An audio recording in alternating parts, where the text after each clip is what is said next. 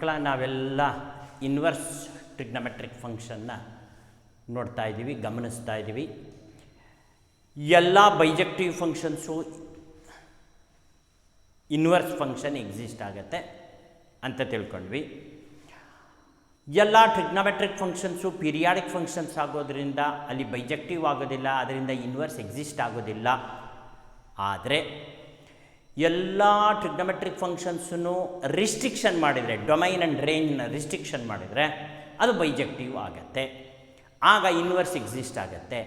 ಆ ರಿಸ್ಟ್ರಿಕ್ಷನ್ಸ್ಗಳು ಯಾವ್ಯಾವುದು?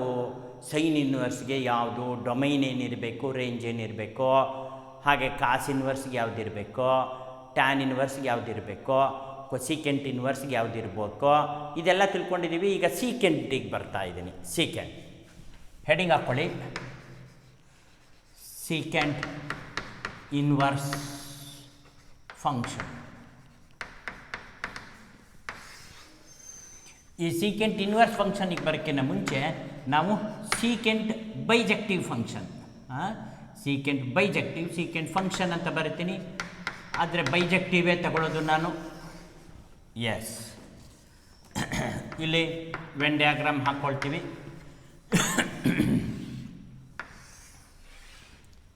ಇಲ್ಲಿ ಎಫ್ ಜಿ ಅಂತ ಬರೆಯಿಲ್ಲ, ಸೀಕೆಂಟ್ ಅಂತ ಬರೀತೇನೆ. ಮಕ್ಕಳ ಜ್ಞಾಪಿಸ್ಕೋಬೇಕು, ಕಾಸ್ ಝೀರೋ, ಕಾಸನ್ನ ರೆಸಿಪ್ರೊಕಲ್ಲೇ ಸೀಕೆಂಟ್ ಅಲ್ಲ. ಹೌದು, ಕಾಸ್ಗೆ 0 to π ಮಾತ್ರ ತೆಗೆದುಕೊಂಡಿದೆಯಲ್ಲ. ಹೌದು. ಈಗ ಸೀಕೆಂಟ್ಗೆ ನಾವು ಯಾವ ರೀತಿ ತೆಗೆದುಕೊಳ್ತೀವಿ ಅನ್ನೋದನ್ನು ಗಮನಿಸಬೇಕಾಗತ್ತೆ. ಸರ್ ಹಾಗಿದ ಮೇಲೆ 0 ತಗೊಳ್ಳಿ ಸರ್. ಕಾಸ್ 0 ಇದ್ದಾಗ ಸೀಕೆಂಟ್ 0 ಅಲ್ವಾ ಸರ್? 30 ಡಿಗ್ರಿ ತಗೊಳ್ಳಿ ಸರ್. 0 ಆದಮೇಲೆ 30 ಡಿಗ್ರಿ ತೊಗೊಂಬಿಡಿ ಸರ್. 30 ಡಿಗ್ರಿ ತಗೊಳ್ತು ಅಂತಂದರೆ ಕಾಸ್ 30ಗೆ ಏನಿರುತ್ತೋ √3/2, ಇದು 2/√3 ಆಗುತ್ತೆ. 30 ಆದಮೇಲೆ 60 ಡಿಗ್ರಿ ತಗೊಳ್ಳಿ ಸರ್. 60 ಡಿಗ್ರಿ ಇಲ್ಲ 45 ಡಿಗ್ರಿ, 1/√2 ಇಲ್ಲಿ √2 ಆಗುತ್ತೆ. ಆಮೇಲೆ 60 ಡಿಗ್ರಿ ತಗೊಳ್ಳಿ ಸರ್. 60 ಡಿಗ್ರಿ ತಗೊಳ್ಳಿ. ಎಸ್, 60 ಡಿಗ್ರಿ ತಗೊಳ್ಳಿ. ಆದರೆ 90 ಡಿಗ್ರಿ ತಗೊಳ್ಳಂಗಿಲ್ಲ ಮಕ್ಕಳ. ಇಲ್ಲಿ ಯಾಕೆ 90 ಡಿಗ್ರಿ ತಗೊಳ್ಳಂಗಿಲ್ಲ ಅಂದರೆ ಕಾಸ್ 90 ಏನು? 0. ಸೀಕೆಂಟ್ 90 ಏನು? ಇನ್ಫಿನಿಟಿ. ಸೀಕೆಂಟ್ 90 ಇನ್ಫಿನಿಟಿ ಆದರೆ ಸೀಕೆಂಟ್ 180 ಇನ್ಫಿನಿಟಿ ಆಗಿಬಿಡುತ್ತೆ. ಸೀಕೆಂಟ್ 90 ಅದಕ್ಕೆ 180 ಕೂಡು, 90ಗೆ 180 ಕೂಡಿದ್ರೆ 270. ಎಸ್. ಸೊ ಹಾಗಾಗಿ ಇಲ್ಲಿ 90 ತಗೊಳಕ್ಕಾಗೋದಿಲ್ಲ ಸೀಕೆಂಟ್ಗೆ. ಅದನ್ನು ಬಿಟ್ಟರೆ ಪೈ ತಗೋಬೋದು. ಎಸ್, 180 ತಗೋಬೋದು. ಯಾಕೆಂದರೆ -1 ಬರುತ್ತೆ. ಸೀಕೆಂಟ್ 180, ಕಾಸ್ 180 ಜ್ಞಾಪಿಸ್ಕೊಳ್ಳಿ ಮಕ್ಕಳ. ಕಾಸ್ 180 ಅಂತಂತಂದ್ರೇನು?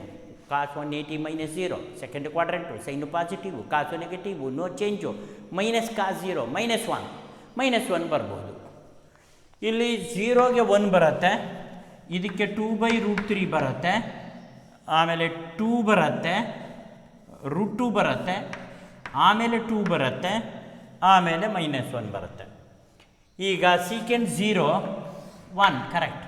ಸೀಕೆಂಟ್ 30 2/√3, 45 √2, 62, 180 -1. ಸೊ ಅಲ್ಲಿಗೆ ನಾವು ಬಿಡೋದು ಯಾವುದು? ಬಿಡೋದು π/2.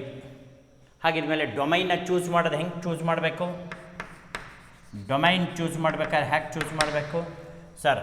ಅದೇ ನಾವು ಇದನ್ನು ಸೀಕೆಂಟ್ ಎಕ್ಸ್ ಅಂತ ಕರಿತೀವಿ. ಸೀಕೆಂಟ್ ಎಕ್ಸ್ = y ಅಲ್ವಾ? Secant X = y. ಇದು ಬೈಜೆಕ್ಟಿವ್ ಫಂಕ್ಷನ್ ಆಯಿತು. ಕರೆಕ್ಟ್, ಇದು ಬೈಜೆಕ್ಟಿವ್ ಫಂಕ್ಷನ್ ಆಯಿತು. Secant X = y is bijective in domain. ಯಾವ ಡೊಮೈನಲ್ಲಿ? π/2 ಬಿಟ್ಟು 0 ಸೇರಿಸ್ಕೋಬಹುದು. ಅಂದರೆ 0 ಇಂದ π/3ವರೆಗೂ ತಗೋಬಹುದು. π/2 ತಗೊಳ್ಳಂಗಿಲ್ಲ, 180 ತಗೋಬೋದು. ಅಂದರೆ ನಾವು ಬರಿಬೇಕಾದ್ರೆ ಇಲ್ಲಿ 0 ತಗೋಬೋದು, <= ಅಂತ ಬರಿತೀವಿ. ಎಕ್ಸ್ <= ಅಂತ ತಗೊಳ್ತೀವಿ. ಸೊ ದಟ್ π/2 ಬಿಟ್ಬಿಟ್ವಿ. ಮತ್ತೆ π/2 ಬಿಡಬೇಕಲ್ಲ ಇಲ್ಲಿ. ಮತ್ತೆ π/2 ಬಿಡ್ತೀವಿ. ಎಕ್ಸ್ ಈಕ್ವಲ್ ಟು ಪೈ ಅಂತ ಬರಿತೀವಿ. ಈ ಡೊಮೈನಲ್ಲಿ ಏನಾಯಿತು, ಸ್ಪ್ಲಿಟ್ ಆಯಿತು. ಇಲ್ಲಿ ಗ್ರಾಫು ಸ್ಪ್ಲಿಟ್ ಗ್ರಾಫೇನೆ. ಸೊ 0 ಇನ್ ತಗೋಬಹುದು, 0 ಮತ್ತು π/2 ಮಧ್ಯದಲ್ಲಿ 0 ತಗೋಬೋದು, π/2 ಬಿಡಬೇಕು ಅಂತ. ಇಲ್ಲೂ ಕೂಡ π/2 ಮಧ್ಯದಲ್ಲಿ π/2 ಬಿಡಬೇಕು, ಪೈನ ಸೇರಿಸ್ಕೋಬೇಕು. ಅಲ್ಲಿಗೆ π/2 ಮಾತ್ರ ಬಿಟ್ಟಂಗಾಯ್ತು. ಇದನ್ನು ಡೊಮೈನ್ ಅಂತ ಕರಿತೀವಿ. So what about range sir? Range ಹೇಗೆ ಬರೀತೀರಾ?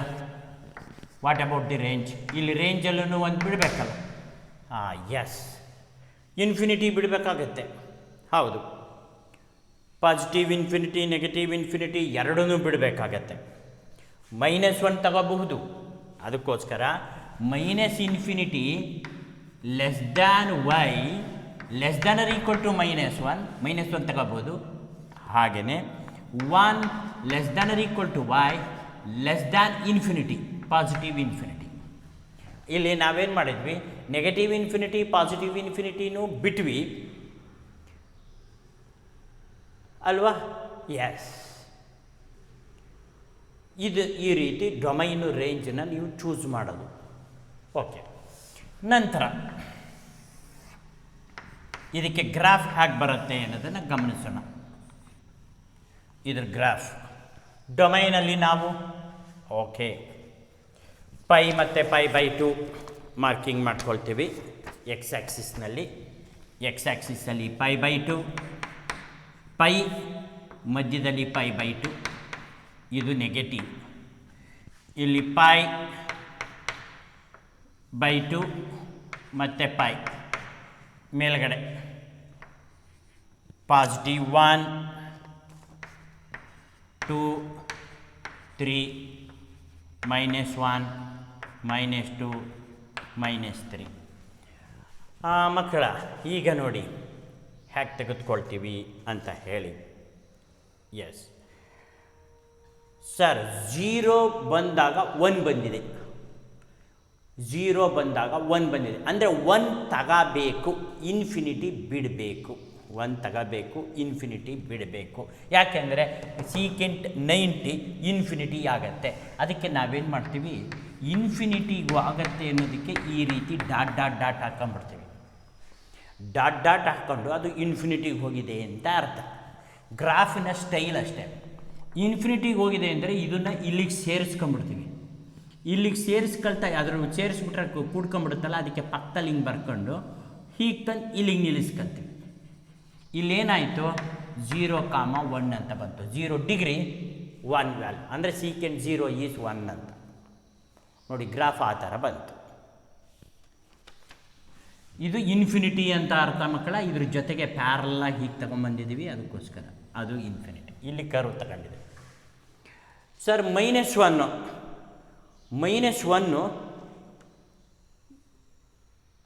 180 ಡಿಗ್ರಿಗೆ, ಅದಕ್ಕೆ ನಾವು ಈ ಕಡೆ ತಗೊಳ್ತೀವಿ. ಪಾಸಿಟಿವ್ ಇನ್ಫಿನಿಟಿ ನೆಗೆಟಿವ್ ಇನ್ಫಿನಿಟಿ ಎರಡು ಬಿಡಬೇಕಲ್ಲಪ್ಪ. ಹೌದು, ಅದಕ್ಕೋಸ್ಕರ ಇಲ್ಲಿ ಹೀಗೆ ತೆಗೆದುಕೊಳ್ತೀವಿ. ಹೀಗೆ ತೆಗೆದುಕೊಂಡು ಕಡೆಗೆ ಇಲ್ಲಿ ಸಾರಿ ಅಲ್ಲಿ ತನಕ ಹೋಗಲ್ಲ. -1 ಅಲ್ವಾ? -1 ಅಂತಂದರೆ ಇದು ಇಲ್ಲಿಗೆ. ಎಸ್, ಇದು ಹೀಗೆ ಬರುತ್ತೆ.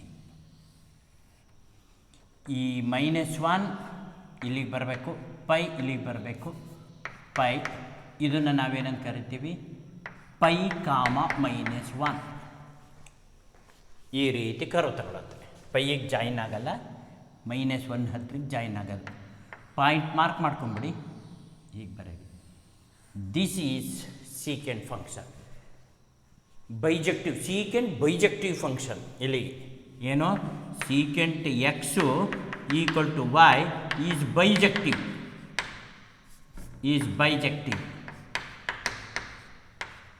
ಡೊಮೈನ್ ಆ್ಯಂಡ್ ರೇಂಜ್ ಇಲ್ಲಿ ಬರೆದಿದ್ದೀನಲ್ಲ, ಸೇಮ್ ಅದನ್ನೇ ರಿಪೀಟ್ ಮಾಡಬೇಕಾಗ್ತದೆ, ಏನು ಬೇಕಾಗಲ್ಲ. Bijective function. Secant inverse x graph ಬರೀರಿ ಅಂದರೆ ಈ ರೀತಿ ಬರಿಬೇಕಾಗ್ತದೆ. Graphical representation.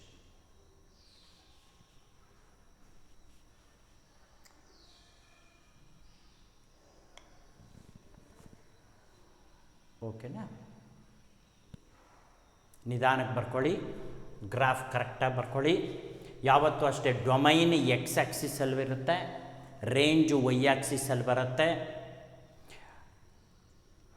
ಪಾಯಿಂಟ್ ಮಾರ್ಕ್ ಮಾಡಬೇಕಾದ್ರೆ ಡೊಮೈನ್ ಕಾಮ ರೇಂಜ್ ಎಕ್ಸ್ ಕಾಮ ವೈ ಅಂತ ನಾವು ಬರೀತಿದ್ವಲ್ಲ, ಅದೇ ರೀತಿಯೇ ಬರುತ್ತೆ. ಎಸ್. ಈಗ ಸೀಕೆಂಟು ಬೈಜೆಕ್ಟಿವ್ ಫಂಕ್ಷನ್ ಆಯಿತು.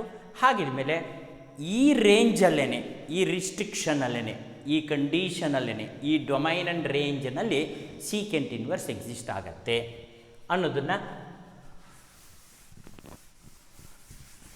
ತೆಗೆದುಕೊಳ್ಳೋಣ.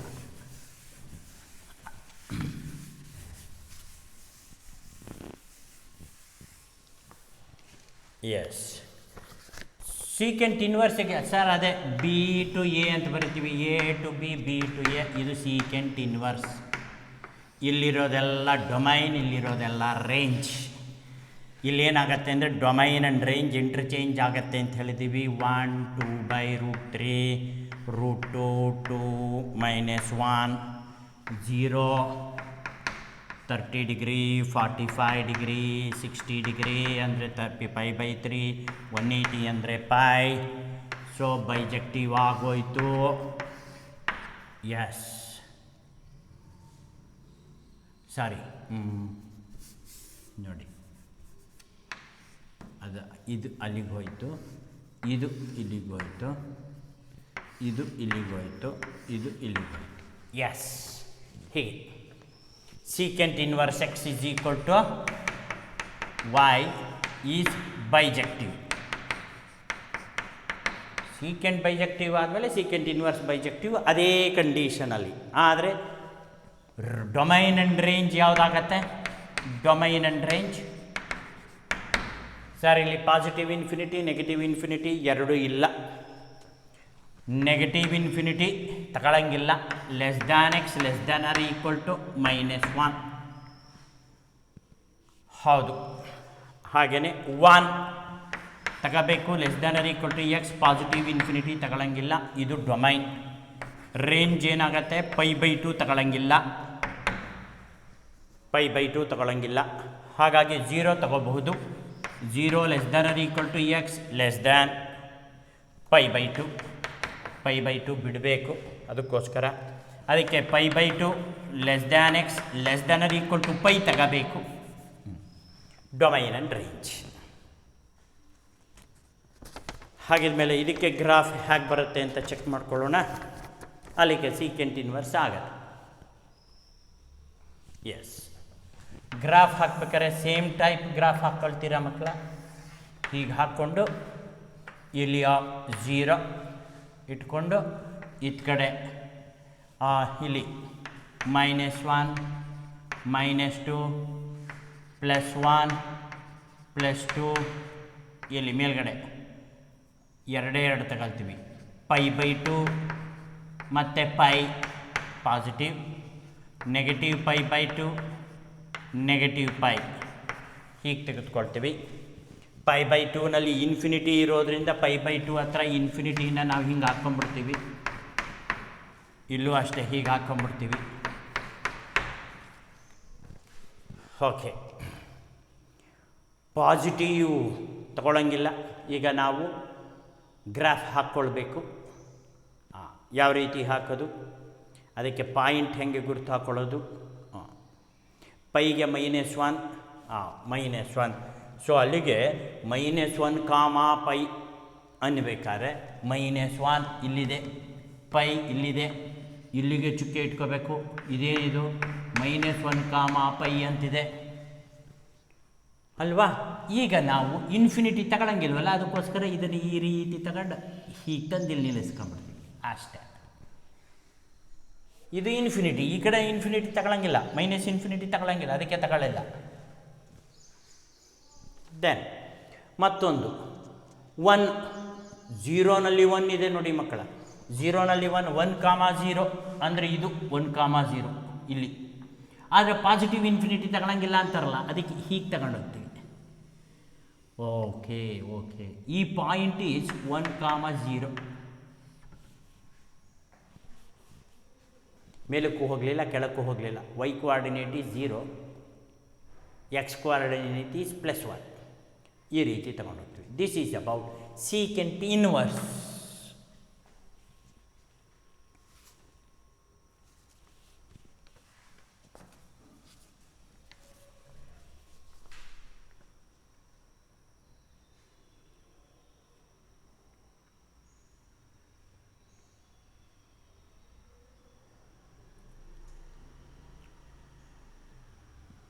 ಓಕೆ, ಈಗ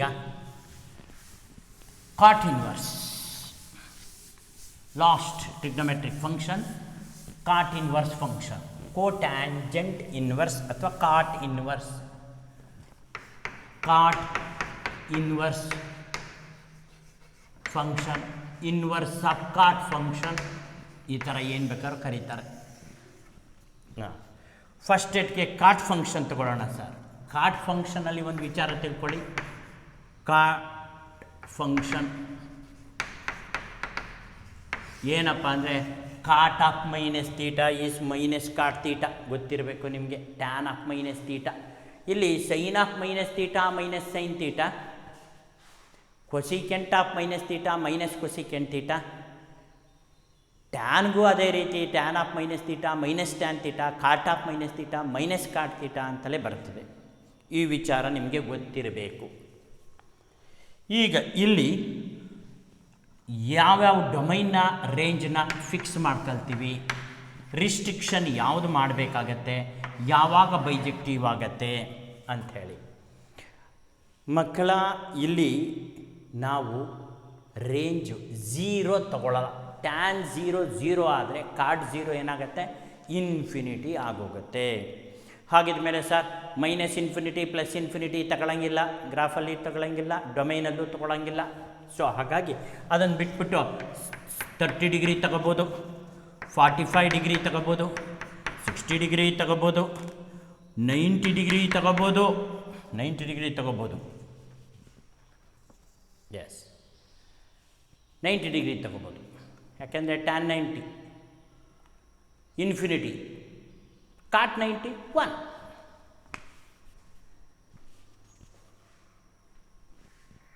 tan 90 infinity, cot 90 0. Sorry, cot 90 0. ನೋಡಿ, ಅದನ್ನು ತಗೋಬೋದು. ಜಸ್ಟ್ ನೀವು ಸ್ಟ್ಯಾಂಡರ್ಡ್ ಆ್ಯಂಗಲ್ ಟೇಬಲ್ ಜ್ಞಾಪಿಸ್ಕೋಬೇಕಷ್ಟೇ. ಸರ್ ಟ್ಯಾನ್ 30 ಏನಿರುತ್ತೋ ಕಾಟ್ 30 ಅದಕ್ಕೆ ಉಲ್ಟಾ ಇರುತ್ತೆ ಸರ್. ಟ್ಯಾನ್ 30 ಏನಪ್ಪ, ಸೈನ್ 30/ಕಾಸ್ 30 ಸರ್. 1/√3 ಬರುತ್ತೆ ಸರ್. ಇದು ಉಲ್ಟಾ ಹೊಡೆದ್ರೆ √3/1√3. 45 ಏನು ಬರುತ್ತೆ ಸರ್, 1. 60 ಏನು ಬರುತ್ತೆ ಸರ್, ಟ್ಯಾನ್ 60 1/√3 ಉಲ್ಟಾ ಹೊಡೆದ್ರೆ √3, ಉಲ್ಟಾ ಹೊಡೆದ್ರೆ 1/√3, 1/√3 ಬರುತ್ತೆ. ಟ್ಯಾನ್ 90 ಮಕ್ಕಳ ಇನ್ಫಿನಿಟಿನ ರೆಸಿಪ್ರೊಕಲ್ ಮಾಡಿದರೆ 0. ಸೊ ಈಗ ಇದು ಮ್ಯಾಚ್ ಆಗತ್ತೆ. ಇದು ಯಾವ ಫಂಕ್ಷನ್, ಕಾಟ್ ಫಂಕ್ಷನ್. ಕಾಟ್ ಫಂಕ್ಷನ್ ಹಾಗಿದ್ಮೇಲೆ ಕಾಟ್ x = y ಅನ್ನೋದು ಬೈಜೆಕ್ಟಿವಾ, ಈ ರಿಸ್ಟ್ರಿಕ್ಷನಲ್ಲಿ ಬೈಜೆಕ್ಟಿವ್, ಈ ರಿಸ್ಟ್ರಿಕ್ಷನಲ್ಲಿ ಬೈಜೆಕ್ಟಿವ್. ಅಲ್ಲಿಗೆ ಕಾಟ್ x ಈಸ್ ಬೈಜೆಕ್ಟಿವ್ ಅಂತ ಬರೀತಿರಲ್ಲ, ಕಾಟ್ x = y is bijective. Bijective ಯಾವ ಕಂಡೀಷನಲ್ಲಿ, ಇನ್ ಡೊಮೈನಲ್ಲಿ ಏನು ಬಿಡಬೇಕು ನೋಡ್ಕೊಳ್ಳಿ, ಡೊಮೈನಲ್ಲಿ ಏನು ಬಿಡಬೇಕು ಅನ್ನೋದು ನೋಡ್ಕೊಳ್ಳಿ. 0 ಬಿಡಬೇಕು ಸರ್, ಡೊಮೈನಲ್ಲಿ 0 ಬಿಡಬೇಕು ಅಷ್ಟೇ. 0 less than x less than pi. ನೋಡಿ ಇದು, ಯಾಕೆಂದರೆ ಪೈಯು ತಗೊಳ್ಳಲ್ಲ, 0ನೂ ತಗೊಳ್ಳಲ್ಲ. ಸೊ ಅದರಿಂದ ಸಿಂಪಲ್ ಒಂದೇ ಒಂದು ಡೊಮೈನ್. ಸ್ಪ್ಲಿಟ್ ಏನು ಬರೋದಿಲ್ಲ. ರೇಂಜಲ್ಲಿ ಏನು ಬರುತ್ತೆ, ರೇಂಜಲ್ಲಿ ಮೈನಸ್ ಇನ್ಫಿನಿಟಿ ಪ್ಲಸ್ ಇನ್ಫಿನಿಟಿ ಬಿಡಬೇಕು, ಬಿಟ್ಬಿಡ್ಬೇಕಷ್ಟೆ, ಬಾಕಿದೆಲ್ಲ ತಗೋಬೋದು. ಇದು ಬೈಜೆಕ್ಟಿವ್ ಆಗುತ್ತೆ ಕಾಟ್ ಫಂಕ್ಷನ್ ಅಂತಕ್ಕಂಥ. ಸರ್ ಇದಕ್ಕೆ ಗ್ರಾಫ್ ಹಾಕಿ ತೋರಿಸ್ತೀರಾ? ಹ್ಯಾಕ್ ಗ್ರಾಫ್ ಹಾಕ್ತೀರಾ ನೋಡೋಣ. ಕಾಟ್ ಫಂಕ್ಷನ್ಗೆ ಗ್ರಾಫ್ ಹ್ಯಾಕ್ ಬರುತ್ತೆ?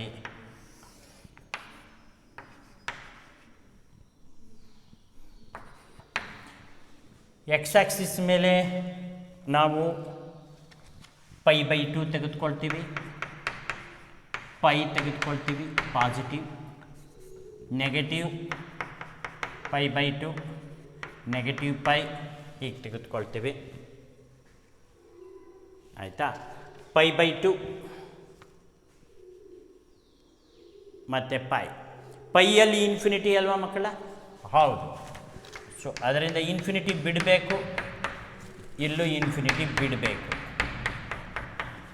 ಇನ್ಫಿನಿಟಿ ಬಿಡಬೇಕು ಅಂತಂದಾಗ ಇನ್ಫಿನಿಟಿ ಅಲ್ವಾ ಆ ಥರ ಬರ್ಕೊಳ್ತೀವಿ. ದೆನ್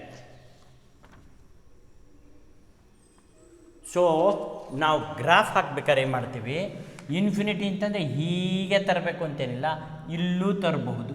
ಹೀಗೆ ತೊಗೊಂಬಂದು ಹೀಗೆ ನಿಲ್ಲಿಸ್ತೀವಿ ನೋಡಿ. ಇದು ಇನ್ಫಿನಿಟಿ, ಇದು ಅಲ್ಲಿಗೆ ಪ್ಯಾರಲಲ್ ಇದೆ ಅಂತಂದರೆ ಇನ್ಫಿನಿಟಿ ಬಿಟ್ಟಿದ್ದೀವಿ ಅಂತ. 90 ಡಿಗ್ರಿಗೆ ಬಂದ ತಕ್ಷಣ ಏನಾಯಿತು? 0 ಅಲ್ವಾ? 90 ಡಿಗ್ರಿಗೆ 0 ಅಲ್ಲ, 0 ಹತ್ರ ಬಂದಿದೆ. ಮತ್ತು ನೆಗೆಟಿವ್ ಇನ್ಫಿನಿಟಿನೂ ಬಿಡಬೇಕಲ್ಲ, ಹೀಗೆ ತಗೊಳುತ್ತೆ. ಸೊ ಅಲ್ಲಿಗೆ ಕಾಟ್ ಗ್ರಾಫ್ ಈ ರೀತಿ ಬರುತ್ತೆ.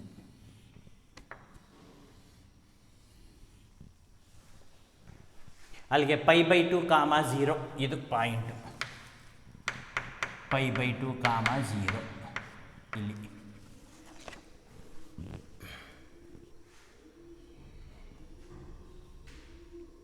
ಈ ರೀತಿ ತಗೋಬೋದು.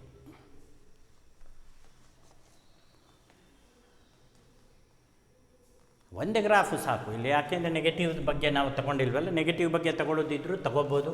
ಸರ್ ಕಾಟ್ -π/2 ಈಸ್ -1 ಅಲ್ವಾ ಸರ್? ಅದಕ್ಕೋಸ್ಕರ ಅದನ್ನು ಮ್ಯಾಚ್ ಮಾಡ್ಬೋದಲ್ವಾ?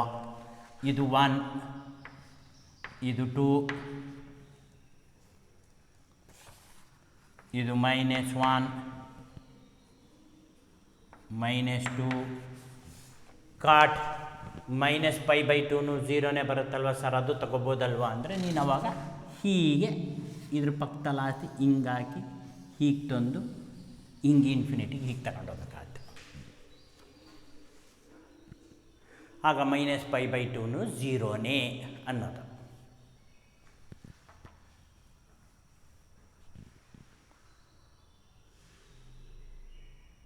ಓಕೆ, ಈಗ ಇದು ಬೈಜೆಕ್ಟಿವ್ ಫಂಕ್ಷನ್ ಆದಮೇಲೆ ಕಾಟ್ ಇನ್ವರ್ಸ್ ಫಂಕ್ಷನ್ ಅಂತಂದ್ರೆ ಇಲ್ಲೇನಿಲ್ಲ, ಡೊಮೈನು ರೇಂಜು ಇಂಟರ್ಚೇಂಜ್ ಮಾಡ್ಕೊಂಡ್ಬಿಟ್ರೆ ಬೈಜೆಕ್ಟಿವ್ ಫಂಕ್ಷನ್ ಆಗತ್ತೆ ಅಂಥೇಳಿ. ಡೊಮೈನ್ ಆ್ಯಂಡ್ ರೇಂಜ್ ಇಂಟರ್ಚೇಂಜ್ ಮಾಡ್ಕೊಂಡ್ಬಿಡೋಣ. ಆಗ ಇದು B to A √3 1/√3 0, π/6 30 degree, π/4 45 degree, π/3 ಮತ್ತು π/2. ಸೊ ಹೀಗೆ. ಸೊ ಕಾಟ್ ಇನ್ವರ್ಸ್ x, ಇದು ಕಾಟ್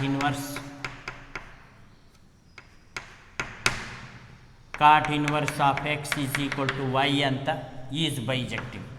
ಇದೂ ಕೂಡ ಬೈಜೆಕ್ಟಿವ್.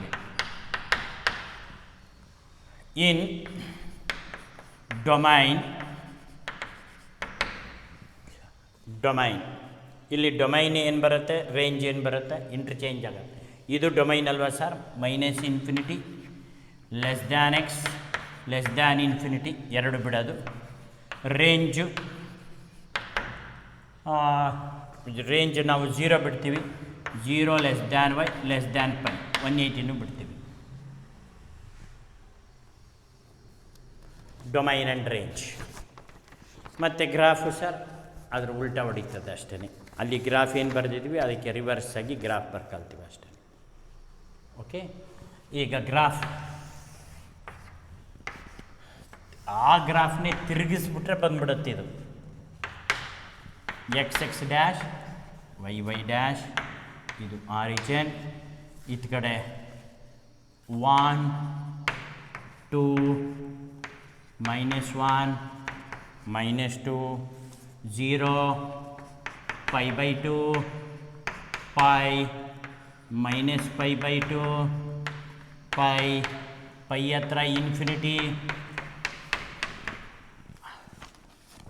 ಎಸ್ -π ಹತ್ರನೂ ಇನ್ಫಿನಿಟಿ.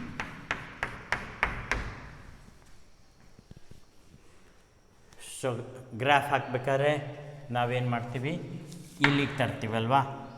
ಎಸ್, ಹೀಗೆ ಬಂದು ಗ್ರಾಫು ಕರೆಕ್ಟಾಗಿ 0 ಹತ್ರಕ್ಕೆ ಬರಬೇಕು. ಯಾವುದು? π/2. ಹಾಗಾಗಿ ನೆಗೆಟಿವ್ ಇನ್ಫಿನಿಟಿ ತಗೊಳ್ಳಂಗಿಲ್ಲ, ಇಲ್ಲಿಗೆ ಬರುತ್ತೆ ಮತ್ತು ವಾಪಸ್ ಹೀಗೆ ಹೊಟ್ಟೋಗುತ್ತೆ. ಇದು -1 π/2 -0 π/2 0 ತಾನೆ, 0 π/2 0 π/2 ಹೋಗಿದೆ ಅಂತ.